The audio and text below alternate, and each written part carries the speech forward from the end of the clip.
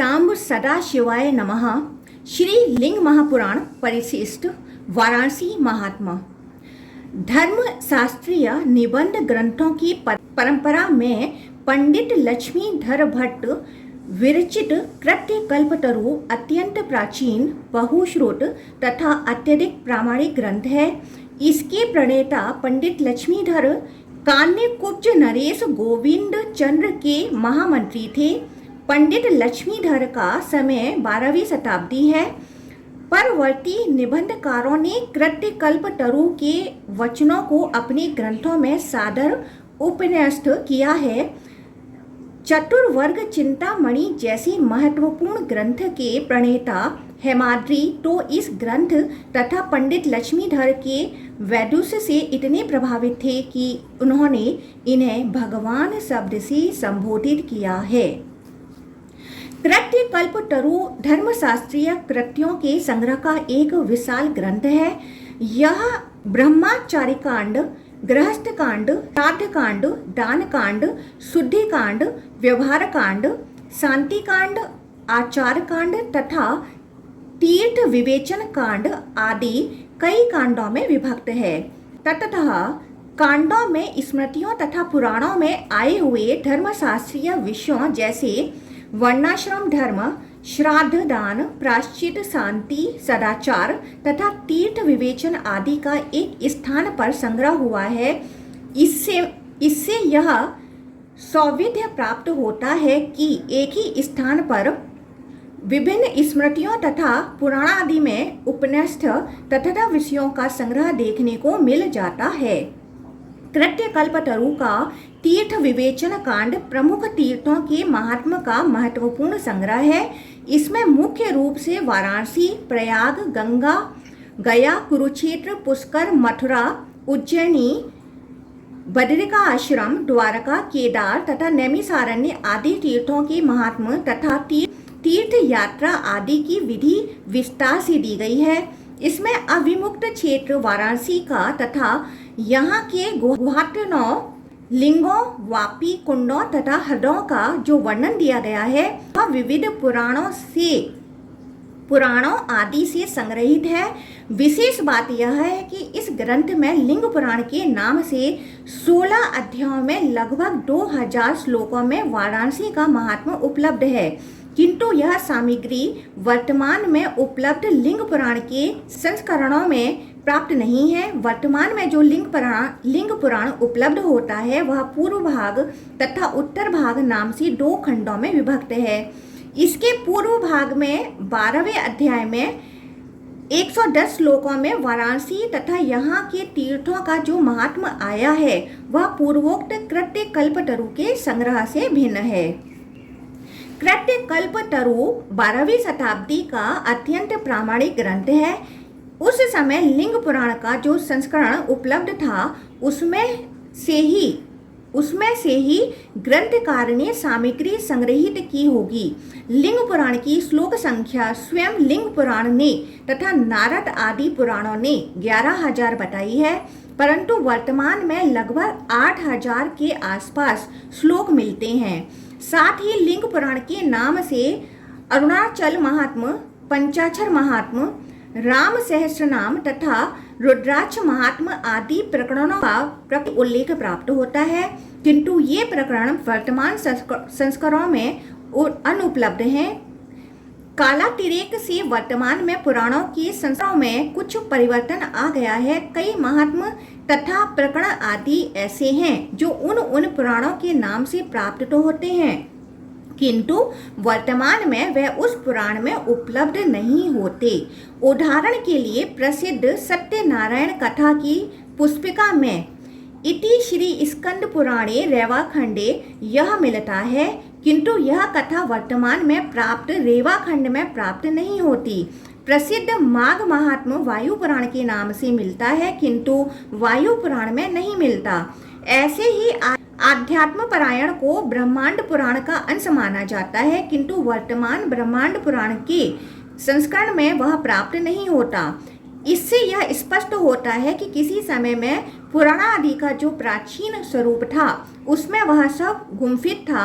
यही बात लिंग पुराण के वाराणसी महात्मा के विषय में भी है।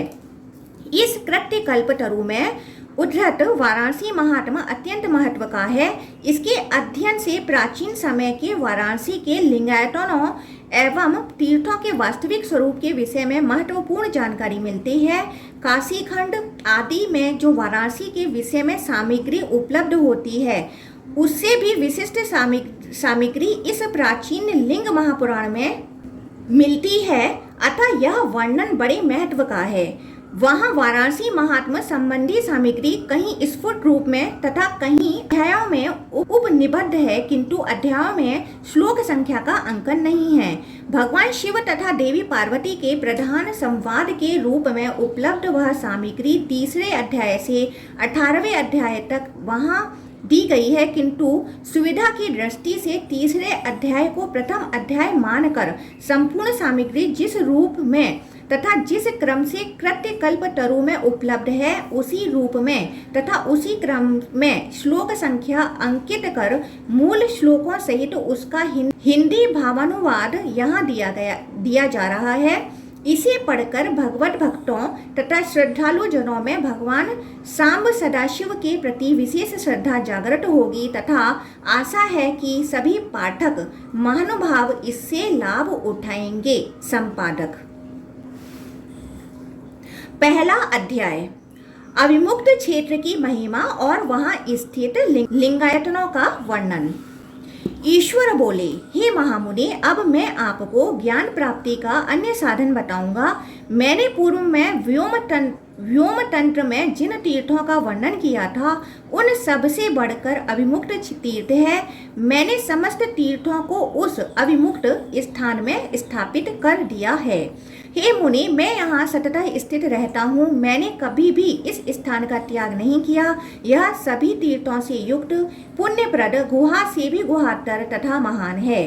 हे मुनि श्रेष्ठ, महेश्वर का यह स्थान सभी स्थानों के आदि में प्रादुर्भूत हुआ, जहाँ मुनियों ने परम सिद्धि प्राप्त की और इसी शरीर से उत्तम निर्वाण प्राप्त किया। वहाँ पर उत्पन्न हुआ मनुष्य ज्ञान प्राप्त करता है। आप शीघ्र वाराणसी जाइए, जहाँ सनातन देव शिवजी समस्त देवताओं के साथ विद्यमान हैं। ब्रह्मा आदि देवता वर प्रदान करने वाले पिनाकधारी शिव की वहाँ निरंतर स्तुति करते हैं। वहाँ सिद्धों के द्वारा सेवित असी तथा वरना नामक 2 नदियाँ हैं। हे देवी, वहाँ गंगा नदी पृथ्वी तल पर दुष्ट प्राणियों के अनेक जन्मों के अर्जित पापों का क्षालन करती है, जो सदा स्वर्ग में दृष्टिगत होती हैं तथा जो सभी प्राणियों की माता हैं। वह नदियों में श्रेष्ठ गंगा नदी वहाँ विद्यमान है। वहाँ शंकर जी का सदैव परम अविमुक्त क्षेत्र है। वह शूलपाणी शिवजी का तीनों लोकों में प्रसिद्ध निवास स्थान है।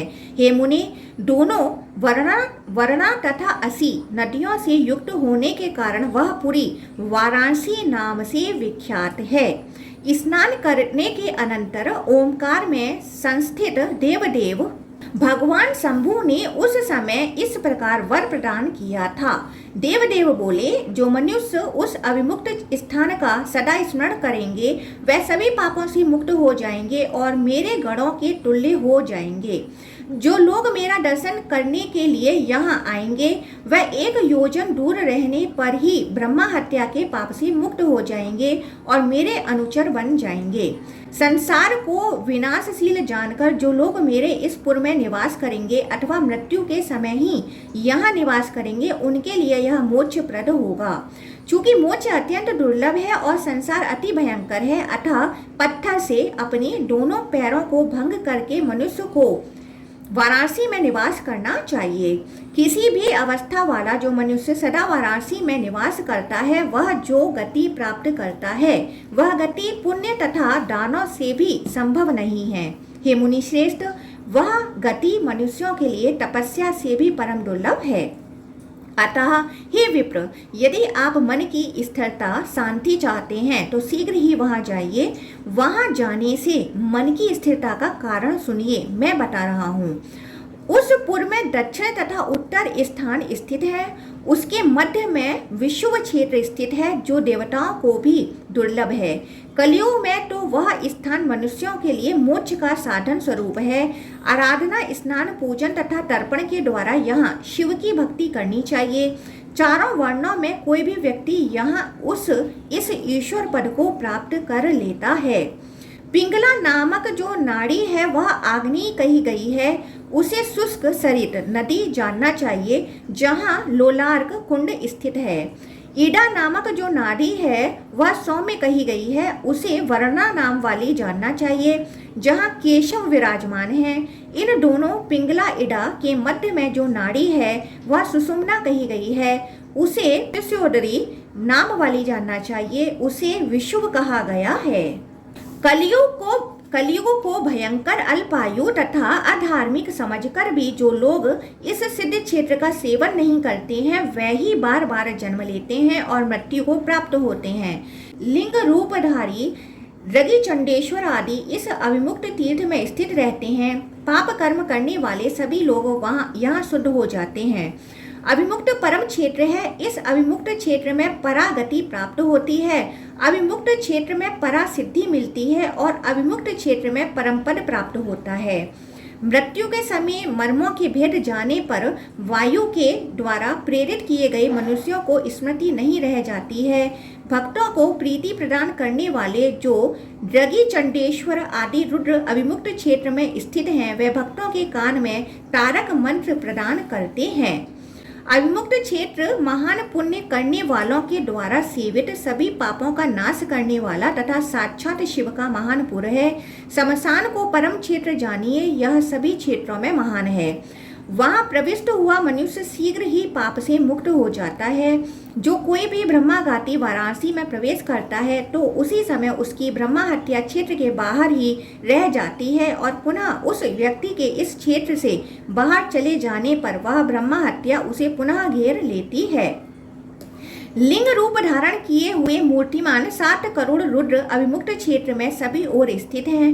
वे भक्तों को सिद्धि देने वाले हैं।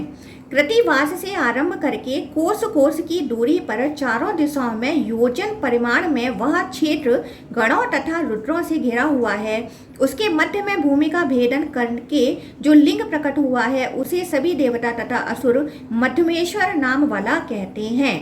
इस लिंग से आरंभ करके चारों दिशाओं में कोस कोस की दूरी पर योजन भर उस अविमुक्त क्षेत्र को जानिए। वह क्षेत्र मृत्यु काल में अमरता प्रदान करने वाला है। इस प्रकार पुराणों में इस क्षेत्र का महात्म बताया गया है। हे देवी, इस क्षेत्र से बढ़कर कोई भी आनंद का स्थान नहीं है। देवी बोली, वाराणसी में कौन सा गुहा स्थान है? कौन सा स्थान आपको प्रिय है? लिंगों का क्या रहस्य है? वहाँ कौन कौन से प्रसिद्ध सरोवर हैं? कौन कौन कूप हैं? कौन कौन कुंड हैं? लिंगों के स्थापक कौन हैं और किस स्थान में किया गया कर्म ज्ञान में निष्ठा उत्पन्न करने वाला होता है? यदि मैं अनुग्रह की भागनी हूँ तो मुझे यह सब बताएं। देवदेव बोले, मैंने इस सुंदर अविमुक्त क्षेत्र को प्राप्त कर इसे अपना गृह निवास स्थान बनाया। मैंने कभी भी इसका त्याग नहीं किया, इसलिए इसे अविमुक्त कहा गया है। वेदवादियों के द्वारा अवि शब्द से पाप को कहा जाता है। हे वर वर्णनी, वह क्षेत्र उस पाप से रहित है। इस प्रकार से यह अविमुक्त कहा जाता है। सिद्ध जन तथा श्रेष्ठ पाशुपत भक्त मेरे प्रति निष्ठावान तथा परायण होकर उस स्थान में रहकर नित्य मेरी उपासना करते हैं। हे सुंदरी, उस क्षेत्र में पूर्वोत्तर दिशा में देवताओं तथा असुरों के द्वारा मेरी स्तुति की गई थी। हे यशस्विनी, उस स्थान में दिव्य 1000 वर्षों तक अनेक प्रकार के स्रोतों से मेरी स्तुति की गई थी। तब हे यशस्विनी, उन सभी के भक्ति भाव से प्रसन्न होकर उन पर अनुग्रह करने हेतु भूमि का भेदन करके मेरा लिंग प्रकट हुआ और हे महादेवी, वाराणसी में उस स्थान पर मैं स्थित हो गया। हे देवी, उस लिंग का दर्शन करके मनुष्य भव बंधन से मुक्त हो जाता है। हे देवी, वहाँ पर महादेव के समीप एक कूप है। वहाँ स्नान करने से मनुष्य वागीश्वरी गति सारस्वत लोक प्राप्त करता है। वहाँ पर कूप के पश्चिम भाग में मनुष्यों के कल्याण के लिए विग्रह रूप धारण कर देवी वाराणसी विराजमान है। देवी वाराणसी का दर्शन करके जो मनुष्य भक्ति पूर्वक उन्हें नमस्कार करता है उसके ऊपर प्रसन्न होकर वह देवी उसे काशीवास प्रदान करती हैं। हे सुश्रोणी, महादेव के पूर्व गोप्रेक्ष नामक स्थान प्रसिद्ध हैं, जिसके दर्शन से मनुष्य पूर्वोक्त फल प्राप्त करता है अर्थात भव बंधन से मुक्त हो जाता है। ईश्वर बोले, हे देवी, गुरु प्रेक्षक के उत्तर में अनुसूया नामक लिंग है, उसका दर्शन करके मनुष्य परागति को प्राप्त करता है। पश्चिम की ओर मुख वाला वह लिंग देवी अनसुया के द्वारा स्थापित किया गया है। अनसुयेश्वर लिंग के आगे गणेश्वर लिंग बताया गया है, उसके दर्शन से मनुष्य गणेश जी का सालोक्य प्राप्त करता है। हिरण्यकशिपु ने पूर्व काल में गणेश्वर के पश्चिम में कूप के पास में ही मेरे लिंग की स्थापना की थी। हे देवी, उसी के पश्चिम में सिद्धेश्वर लिंग बताया गया है। दर्शन मात्र से मेरा वह लिंग सर्व सिद्धि प्रदान करने वाला है। हे भद्रे, अन्य आयतन लिंग के विषय में सुनिए, मैं बता रहा हूँ। हे महेशानी, वहीं पर वृषभेश्वर नामक लिंग स्थित है, जो पूर्व की ओर मुख वाला है तथा गोप्रेक्षक के नेतृत्व दक्षिण पश्चिम में स्थित है। हे सुश्रोणी, उसके दर्शन से मनुष्य अभीष्ट फल प्राप्त करता है। गोप्रेक्षक के दक्षिण में सभी कामनाओं का फल प्रदान करने वाला दधिचेश्वर नामक उत्तम लिंग स्थापित है। हे वरवर्णनी, दधिचेश्वर लिंग के समीप में दक्षिण दिशा में मुनि अत्रि के द्वारा शिवजी का लिंग स्थापित किया गया है। यह दैविक कष्टों को दूर करने वाला तथा मंगलकारक है। हे सुश्रोणी, अत्रीश्वर के दक्षिण में सूर्य खंड मुख में भी मधु तथा कैटव के द्वारा लिंग की स्थापना की गई है। हे देवी, वहां पर मधु के द्वारा स्थापित लिंग पश्चिम की ओर मुख वाला कहा जाता है और कैटव के द्वारा स्थापित त्रिलोक प्रसिद्ध लिंग पूर्व की ओर मुख वाला है। गोप्रेक्ष के पूर्व में बालकेश्वर लिंग है। बालकेश्वर के समीप में विजरेश्वर नामक लिंग है। हे सुश्रोणी, उसके दर्शन से ज्वर तत्काल नष्ट हो जाता है। विजरेश्वर के पूर्व में वेदेश्वर लिंग है, ऐसा कहा गया है। वह लिंग ईशान की ओर मुख वाला है, उसके कोण में अनेक मुख हैं। हे सुश्रोणी, उसके दर्शन से द्विज चारों वेदों का ज्ञाता हो जाता है। वेदेश्वर के उत्तर में स्वयं केशव विराजमान हैं, वे इस क्षेत्र के कारणभूत क्षेत्रज्ञ कहे जाते हैं। हे सुश्रोणी, उनके दर्शन से समस्त चराचर जगत दृष्टिगत हो जाता है। हे सुश्रोणी, उनके समीप में मेरा संगमेश्वर लिंग विद्यमान है, उसके दर्शन से हे सुश्रोणी सज्जनों के साथ समागम होता है। संगमेश्वर के पूर्व में चार मुख वाला लिंग है। हे भद्रे, ब्रह्मा के द्वारा स्थापित किया गया वह प्रयाग नाम से पुकारा जाता है। उसके दर्शन से मनुष्य उत्तम ब्रह्मालोक प्राप्त करता है। वहां पर वह सांकरी देवी ब्रह्मा वृक्ष में विद्यमान है और जो लोग तीर्थ में निवास करने वाले हैं उन सबको वह शांति प्रदान करती हैं। इसके बाद गंगा तथा वरुणा के संगम को जानना चाहिए। जब बुधवार के दिन श्रवण द्वादशी का योग उपस्थित हो, उस समय उसमें स्नान करके मनुष्य क्षेत्र सन्निधि का फल प्राप्त करता है। हे यशस्विनी, उस काल में वहां पर जो मनुष्य श्राद्ध करता है वह समस्त पितरों का उद्धार करके विष्णु लोक जाता है। वरुणा के पूर्व तट पर कुंभीश्वर लिंग बताया गया है। कुंभीश्वर के पूर्व में कालेश्वर लिंग कहा गया है। हे वरानने, कालेश्वर के उत्तर में सभी देवताओं के तथा असुरों के द्वारा कपिलहाद नामक महातीर्थ कहा गया है। जो मनुष्य उस हद सरोवर में भक्ति परायण होकर स्नान करता है और वृषभध्वज का दर्शन करता है, वह राजसूय यज्ञ का फल प्राप्त करता है। हे देवी, वहां श्राद्ध किए जाने पर नरक में स्थित पितामह सहित सभी पितरलोक प्राप्त करते हैं। महर्षियों ने वहां किए गए श्राद्ध को गया में किए गए श्राद्ध से 8 गुना पुण्यप्रद बताया है। हे भद्रे, वहां श्राद्ध करने पर मनुष्य पितरों के ऋण से मुक्त हो जाता है। हे भामिनी, हे सुरेश्वरी, महादेव के पश्चिम दिशा भाग में स्कंद ने भक्ति पूर्वक मेरा लिंग स्थापित किया है। उसके दर्शन से लोग स्कंद का सालोक्य प्राप्त करते हैं। हे सुंदरी, वहाँ शाख, विशाख तथा नैगमिया इन सभी गणों के द्वारा मेरे बहुत से लिंग स्थापित किए गए हैं। हे देवेशी, स्कंदेश्वर के उत्तर में बलभद्र जी के द्वारा लिंग स्थापित किया गया है। उसके दर्शन से मनुष्य अनंत फल प्राप्त करता है। स्कंदेश्वर के दक्षिण में महालिंग विराजमान है। पूर्व काल में नंदी ने पश्चिम की ओर मुख वाले उस लिंग को स्थापित किया था। हे देवी, उसका दर्शन करके मनुष्य नंदी का लोक प्राप्त करता है। नंदीश्वर के पश्चिम में पश्चिमाभिमुख लिंग स्थित है। हे भद्रे, स्वर्णिन सदृश भिलाक्षेश्वर नामक वह लिंग नंदी के पिता के द्वारा स्थापित किया गया है, जो देव समुदाय के द्वारा पूजित है। वहां पर हिरण्याक्ष दैत्य ने मेरा भक्ति से हिरण्याक्षेश्वर नामक अन्य प्रसिद्ध तथा सर्वव्यापी लिंग की स्थापना की है। फल की आकांक्षा वाले अन्य देवताओं के द्वारा हिरण्याक्षेश्वर के समीप में भक्ति पूर्वक हजारों लिंग स्थापित किए गए हैं।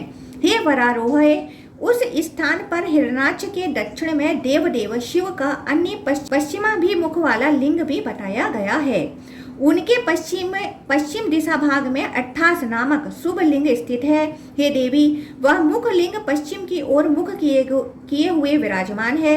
हे प्रसन्न मुख वाली देवी, वह सभी पापों का नाश करने वाला है। हे देवी, उसका दर्शन करके मनुष्य ईशान लोक प्राप्त करता है।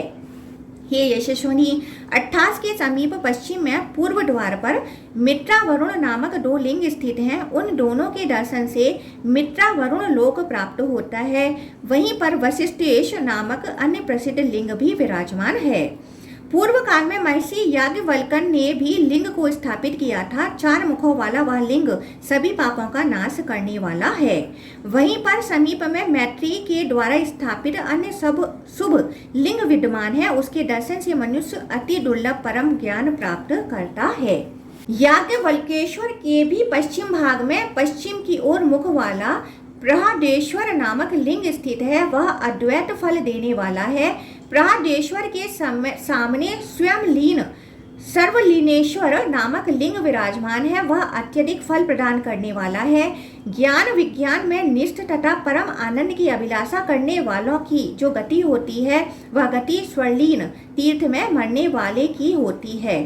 स्वर्णलीन के आगे पूर्व की ओर मुख वाला वैरोचनेश्वर नामक शुभ लिंग स्थित है। वह दैत्य पुत्र द्वारा स्थापित किया गया है।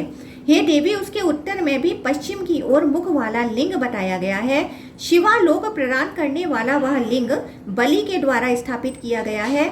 वहाँ बाणेश्वर नामक अन्य स्थित लिंग भी विराजमान है। हे भद्रे, सालकंटकटा नामक एक महाभयंकर राक्षसी थी। उसके द्वारा उस बाणेश्वर के उत्तर में शुभ लिंग स्थापित किया गया है। ये यशस्विनी, हिरण्यगर्भ नाम से प्रसिद्ध अन्य पुण्यप्रद आयतन लिंग भी उस स्थान पर विद्यमान है। उसका भी दर्शन पुण्य प्रदान करने वाला है। हे सुरेशानी, इसके बाद वहीं पर मोक्षेश्वर तथा स्वर्गेश्वर विद्यमान है। इनका दर्शन करके स्वर्ग तथा मोक्ष की प्राप्ति होती है। उन दोनों के उत्तर में वासुकेश्वर नामक 4 मुख वाला शुभ लिंग स्थित है। वह लिंग समस्त कामनाओं का फल देने वाला है। उसी के पूर्व भाग में वासुकी का उत्तम तीर्थ विद्यमान है। हे वरारोहे, उसमें स्नान करके मनुष्य लोगों से आक्रांत नहीं होता है। उसी के समीप में चंद्रमा के द्वारा शुभ लिंग स्थापित किया गया है। चंद्रेश्वर के पूर्व में विद्येश्वर नामक शुभ लिंग विद्यमान है। उस लिंग के दर्शन से मनुष्य विद्याधर का लोक प्राप्त करता है।